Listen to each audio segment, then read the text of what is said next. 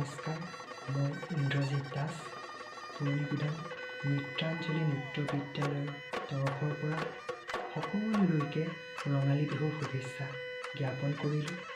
সকলো সুস্থ থাকক, ঘৰতে থাকক, নিজৰ পৰিয়ালটোৰ প্ৰতি যত্ন লওক, নিজৰ পৰিয়ালৰ লগত সময় কটাওক, তাৰ কামনাৰে ধন্যবাদ।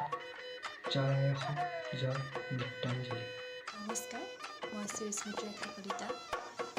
সকলো অসমবাসী ৰাইজলৈ মোৰ তৰফৰ পৰা লগতে নৃত্যাঞ্জলি নৃত্য বিদ্যালয়ৰ তৰফৰ পৰা ৰঙালী বিহুৰ হিয়াভৰা আদৰ যাচিলোঁ। বৰ্তমান সময় খুবেই বেয়া, বৰ্তমান পৰিস্থিতি সকলোৱে গম পাইছে, গতিকে সকলো সজাগ হৈ থাকক, ঘৰতে থাকক, সুস্থ হৈ থাকক, তাৰে কামনা। ধন্যবাদ। মই কৌশিক শইকীয়াই সদৌ অসমবাসীক ৰঙালী বিহুৰ শুভেচ্ছা জ্ঞাপন কৰিলোঁ। পৃথিৱীৰ এই সংকটৰ পৰা ৰক্ষা পাবলৈ যাতে সকলো ঘৰতে থাকি আমাৰ বাপুতি সাহোন বিহুটো যাতে ঘৰতে উদযাপন কৰে তাৰে কামনাৰে। জয়তু নৃত্যাঞ্জলি। ধন্যবাদ। নমস্কাৰ, নৃত্যাঞ্জলি ডান্স স্কুলৰ পৰা সকলো লোকে ৰঙালী বিহুৰ শুভেচ্ছা আৰু নতুন বছৰৰ শুভেচ্ছা জনাইছোঁ। ঘৰতে থাকি সুস্থ হৈ থাকক আৰু নিৰাপত্তা হৈ থাকক তাৰে কামনা কৰিলোঁ। ধন্যবাদ। Nrityanjali dance school. নমস্কাৰ, মই নৃত্যাঞ্জলি ফালৰ পৰা সদৌ অসমবাসী ৰাইজক ৰঙালী বিহুৰ শুভেচ্ছা জ্ঞাপন কৰিছোঁ। ঘৰতে থাকক, সুস্থ থাকক আৰু চৰকাৰে যি নীতি নিয়ম দিছে সকলোৱে মানি চলক। জয়তু নৃত্যাঞ্জলি। অসমবাসী ৰাইজলৈ ৰঙালী বিহুৰ হিয়াভৰা ওলগ জনালোঁ, লগতে অসমীয়া নৱবৰ্ষৰ শুভেচ্ছা জনালোঁ। ঘৰতে থাকক, সুৰক্ষিত থাকক। জয়তু নৃত্যাঞ্জলি। মোৰ নাম শ্ৰী পাৰ্থজ্যোতি দাস। সমূহ অসমবাসী ৰাইজলৈ ৰঙালী বিহুৰ শুভেচ্ছা জ্ঞাপন কৰিলোঁ। সকলো সুস্থ থাকক, সজাগ থাকক। জয় নৃত্যাঞ্জলি। নমস্কাৰ, মই মাধুৰ্য মৌচুম, নৃত্যাঞ্জলি নৃত্য বিদ্যালয়ৰ তৰফৰ পৰা সমূহ অসমবাসী ৰাইজলৈ ৰঙালী বিহুৰ হিয়াভৰা শুভেচ্ছা জনাইছোঁ। বৰ্তমান বিশ্বত যি মহামাৰী কৰোণাই আতংক চলাই আছে, তাৰ বাবে অসমবাসী ৰাইজক এটি অনুৰোধ জনাইছোঁ যাতে তেওঁলোক ঘৰতে থাকে, সজাগ হৈ থাকে আৰু সচেতন হৈ থাকে, যাৰ ফলত আমি এই মহামাৰী কৰোণাক পৰাস্ত কৰিব পাৰোঁ, শেষ কৰিব পাৰোঁ। আহক আমি সকলো ঘৰতে থাকোঁ আৰু পুনৰ নৃত্যাঞ্জলি নৃত্য বিদ্যালয়ৰ তৰফৰ পৰা আমি সমূহ অসমবাসীলৈ এই কৰোণাৰ মাজতেই ৰঙালী বিহুৰ শুভেচ্ছা জনাইছোঁ। ধন্যবাদ।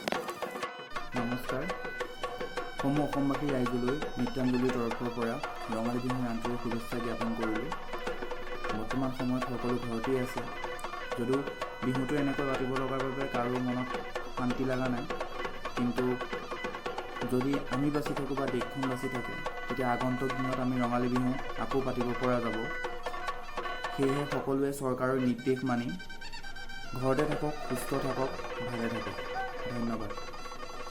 নমস্কাৰ, সদৌ অসমবাসী ৰাইজলৈ মোৰ ফালৰ পৰা লগতে নৃত্যাঞ্জলি নৃত্য বিদ্যালয়ৰ ফালৰ পৰা ৰঙালী বিহুৰ অশেষ শুভেচ্ছা আৰু শুভকামনা জ্ঞাপন কৰিলোঁ। ধন্যবাদ।